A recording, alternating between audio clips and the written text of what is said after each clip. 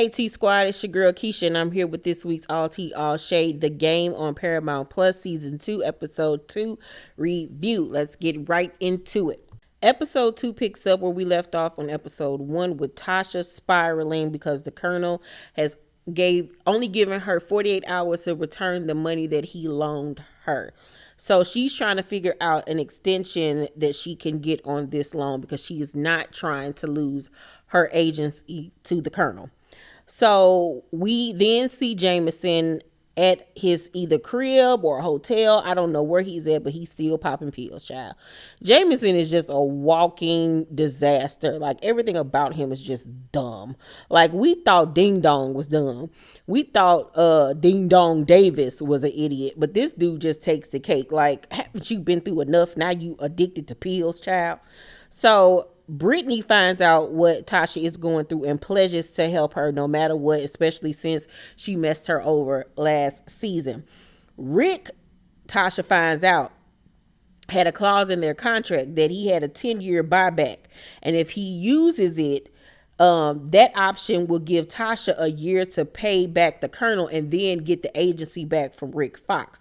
But she refuses to reach out to him because she promised him when she got the agency from him in the first place that she was going to, basically die before she let it slip through her fingers, and that she was going to do any and everything to keep the agency.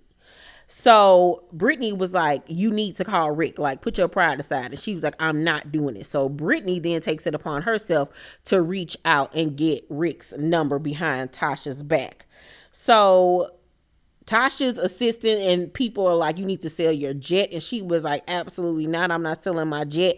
We're going to figure out another way for me to get this money, but it will not be for me losing my hard work earned accessories pretty much. So she was like, no, not doing that at all. So the Colonel wants to meet with her. And she like, okay, maybe he's come to his senses. Maybe I don't have to panic at this point. So we then see Chance, who is like on the business side of the NFL, tell Malik that the players can't afford a strike and suspends Malik. And Malik is shocked, like, excuse you, sir? So Malik is once again in trouble as always. So Tasha meets with the Colonel and he tells her that I got a deal for you. How about I buy the agency, you still run it, and you work for me. Like, nobody will have to know that I bought you out, but, you'll still be the face of the company. You'll still, run it and everything. And she was like, I'll be damned if I let you take my company. Like, she refuses. She was like, no, you'll have your money by tomorrow, sir. Even though she still don't got a way to pay this man, but she refuses to back down from him. And I just feel like this is sexual tension building up between them because I want the Colonel and Tasha to be together. I don't know why, I just see it for them. So Tasha tells Malik that she is in trouble, like she's about to lose everything, and he feels like it's his fault because he encouraged the guys to go on strike. And I was like, low key, it is your fault, like always, Malik, you always fucking up something. So he like, Mom, how can I help you? She was like, boy, you ain't got enough money to help me out of this situation. I don't know what I'm gonna do. So Allison, Snow Bunny, pulls up on Jameson in the park at the bench that they last saw each other at.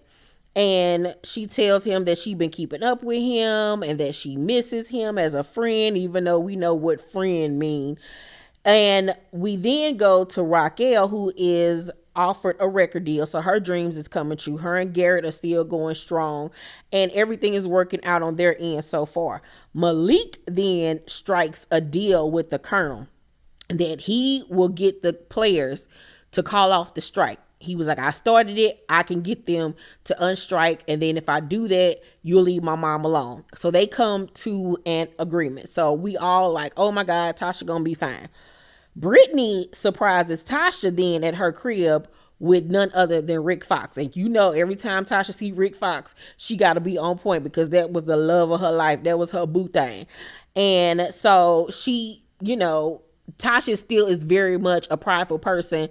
So she didn't want to go begging and crawling. But, you know, she tells Rick what's going on, and he was like, I got you. No problem. I got you. He agrees to the deal. So she was like, okay, I knew you. I was the one that got away.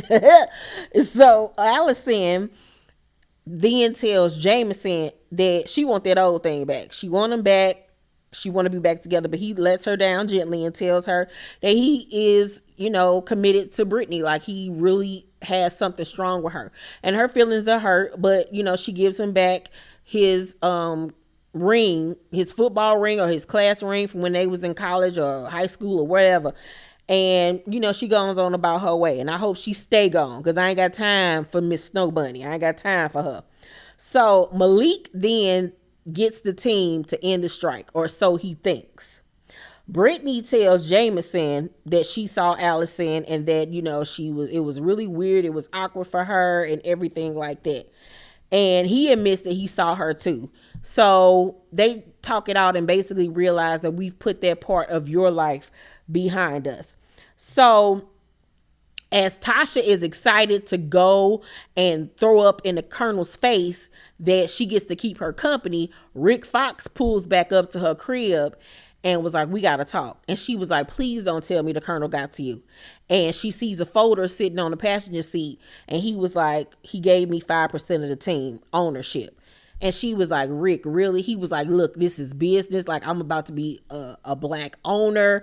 Like, you got to understand that. And she was like, no, I don't understand it. And please believe karma is a bitch, Rick Fox. And she was like, I'm going to get your ass and your little dog too. So now Rick is on her shit list along with the Colonel. So Malik refuses to tell Tasha about the deal that he made with the Colonel. He was like, this got to stay between me and you. So he thinking everything is all good. Him and the Colonel are sitting down. They watching the television as Garrett makes the announcement that, in fact, the NFL team has decided not to end the strike. The strike is still on. So Colonel is pissed and was like, well, this deal is null and void. Your mama still owe me my money. I'm about to take over her business. And lo and behold, the Colonel emails everybody and lets them know that Tasha is stepping down and Candace is taking her place. And Tasha screams, and her world has literally falling to pieces at this point. So I'm really loving the rise and the fall of Tasha Mack, and to see her climb her way back to the top. But I feel like she got some business at home that she needs to tend to first, like her daughter, because season 1, it was admitted that, you know, she hasn't been the best mom to her daughter because she's been so focused on Malik and her business and everything that she didn't really have time for her daughter. So I feel like she got to get that part of her life in order first before she can, you know, make this mega climb back to being Tasha Mack CEO. You know what I'm saying? But I think this is going to be a very good season. I'm excited about where things are going. So we're going to see Tasha fighting to get her agency back. Hopefully Tasha becoming a better mom to her daughter. Malik probably getting the one love of his life back and finally settling down. Jameson hopefully will get his mind together and stop being a doofus and get off pills.